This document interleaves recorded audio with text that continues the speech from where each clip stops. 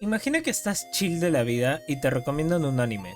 Al principio parece un anime de mechas convencional, robots gigantes peleando contra monstruos colosales llamados ángeles, personajes adolescentes enfrentándose a desafíos, un poco de drama por ahí, comedia por allá, para equilibrar. Pero mientras avanzas, notas que la serie empieza a volverse más introspectiva. Todo parece desmoronarse hacia el final. Y entonces llegas a los episodios 25 y 26. Aquí la acción desaparece. No hay combates épicos ni respuestas claras sobre qué pasó con los personajes. En lugar de eso, estás viendo a Shinji, Asuka, Rei y el resto confrontar sus propios traumas, miedos y deseos en un espacio vacío casi abstracto.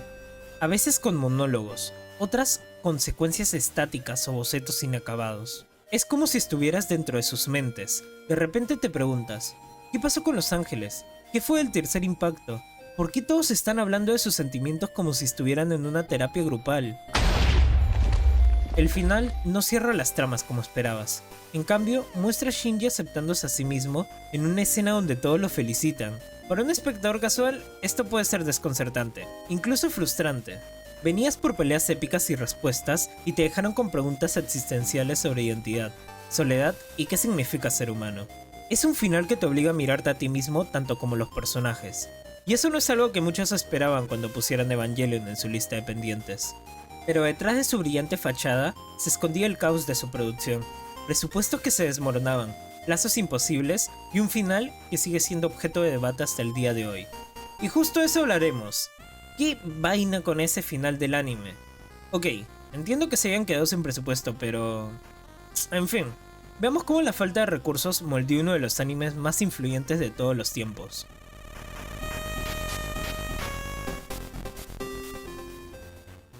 Para no hacerla larga, la producción de Neon Genesis Evangelion comenzó en julio de 1993 y se extendió hasta 1996, bajo la dirección de Hideaki Anno en el estudio Gainax. Hay que aclarar que cuando Evangelion comenzó, Gainax era un estudio relativamente pequeño y con recursos muy limitados. El proyecto fue muy ambicioso, combinando acción mecha con una historia psicológica profunda. Cada episodio tenía un presupuesto aproximado de 20 a 25 millones de yenes, unos $200,000 en esa época, lo cual era decente para una producción de TV. Los primeros episodios salieron de maravilla con este presupuesto, lo que permitió que estos tengan una animación detallada y secuencias dinámicas de combate. Pero a medida que avanzaba la producción, Gainax experimentó dificultades financieras, como retrasos que aumentaron costos, añadiéndole que tuvieron un mal manejo financiero interno, por lo cual se desviaron recursos a otros proyectos del estudio. Y como si todo no estuviera ya mal, también tuvieron una pérdida de apoyo publicitario, ya que las empresas relacionadas con mercancías como figuras y juguetes no entendieron el tono más oscuro y filosófico de la serie. Es por esto que en un acto desesperado, el estudio realizó restricciones presupuestarias a la producción del anime. A pesar de esto, la serie se quedó sin fondos al llegar al episodio 16, donde la narrativa dio un giro hacia lo introspectivo y psicológico. Desde el episodio 20, Gainax tuvo que adoptar técnicas más baratas, como el uso de imágenes estáticas, escenas reutilizadas y minimalismo visual. Los episodios 25 y 26 fueron los más afectados. Se recurrió a monólogos internos, bosquejos y composiciones abstractas. Un dato datingo sería que estos episodios finales reflejaban la propia lucha con la depresión de Hideaki Anno, una explicación que justifica el tono introspectivo y experimental de estos capítulos.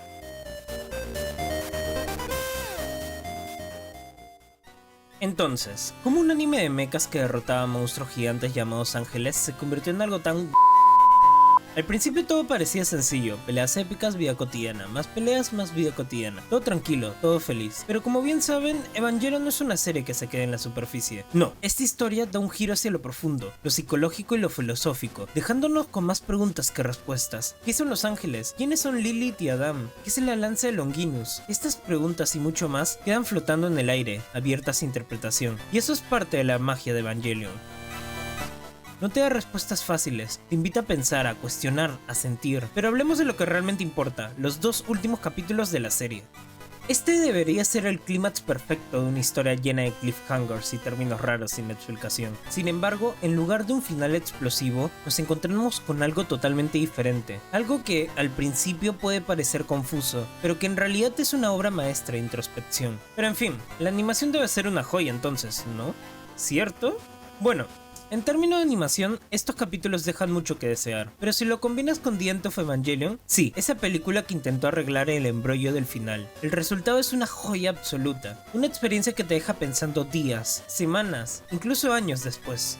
Yo lo tomé así, ojo. ¿Recuerdan esa parte donde Shinji está como decaído en la peli, cuestionándose del por qué pilota un Eva y su deseo de aceptación? Esto me recuerda a ese episodio 25 y la lucha de Shinji con sus sentimientos de soledad y la necesidad de ser reconocido por otros.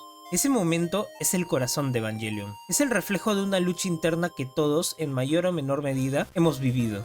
Este capítulo revela cómo su autoimagen depende de la aprobación externa, mostrando su incapacidad por aceptarse a sí mismo. Esto se muestra con las imágenes en su mente, las cuales están acompañadas de voces que lo cuestionan, dejándonos escuchar sus inseguridades. Lo mismo pasa con Asuka y su necesidad de validación, pero en su caso ella enfrenta su desesperada búsqueda de atención y su miedo de abandono. ¿Y por qué no meter a Rei en el mismo saco? Aunque ella reflexiona sobre su identidad, luego de revelarse que es un clon. Su falta de emociones humanas reales lleva a cuestionar su valor como individuo, y cómo ésta cree que es solo una herramienta creada para un propósito específico. En fin, en este episodio no se muestran batallas ni se explican los eventos externos, como lo que está ocurriendo físicamente con los Eva o los ángeles. En su lugar se utiliza un enfoque minimalista, pantallas blancas, fondos vacíos y rostros congelados que enfatizan el aspecto psicológico. El episodio 26 continúa esta introspección, llevando a la serie a la conclusión más abstracta, en un cierre que se enfoca completamente con los estados mentales de los personajes. Así es como Shinji explora la idea de que puede existir en un mundo sin depender completamente de la aprobación de otros. Esto lo lleva a enfrentarse a sus miedos más profundos sobre la soledad y su propio valor, llegando así a su propósito en la vida. Pues a lo largo del episodio se rompe la narrativa tradicional. En lugar de seguir una línea de tiempo o eventos físicos claros, todo ocurre en un plano mental o metafísico. La mente de Shinji se convierte en el escenario donde se desarrollan cuestionamientos sobre qué es real, qué significa vivir y cómo se percibe el mundo. Si has visto el anime, cosa que supongo que habrás hecho, si no, ¿por qué estarías viendo a alguien hablando de Evangelion? En fin, ¿recuerdas ese teatro vacío? En esta icónica escena, Shinji está en un escenario rodeado de oscuridad. Escucha voces que lo confrontan sobre sus decisiones y su incapacidad para encontrar sentido en su vida. Y no es que esté esquizo, tipo sí, pero ese no es el punto, sino que este sirve como una metáfora, lo cual representa su miedo a actuar en la sociedad y el juicio de los demás. Y como si no bastaran las escenas que nos hacen volar, hacia el final, Shinji finalmente comprende que el mundo, aunque está lleno de dolor y dificultades, tiene sentido, porque él lo define. Al aceptar quién es y encontrar un propósito, se cierra el vacío que lo consume. Todos los personajes aparecen en una escena de celebración aplaudiéndolo y diciéndole ¡Felicidades, Shinji! Este momento es simbólico, ya que marca la aceptación personal de Shinji, no una resolución externa del conflicto. Al fin, se terminó, pero ¿qué ganamos con este final? ¿Depresión? Sí, al menos yo gané una buena dosis de depresión. Gracias Hideaki Anno por añadir una crisis existencial más a mi lista. Pero dejando de lado el síndrome de Shinji que todos desarrollamos, este final nos deja una lección poderosa. El propósito de vivir y encontrar significado proviene de uno mismo. Evangelion termina rompiendo con las expectativas tradicionales de acción para presentar un cierre introspectivo y filosófico. Estos episodios omiten el clímax de la historia externa, como el tercer impacto y los eventos globales. En su lugar, abordan los conflictos internos de los personajes, dejando las preguntas sobre lo que ocurrió afuera para interpretaciones, o para ser respondidas más tarde en The End of Evangelion.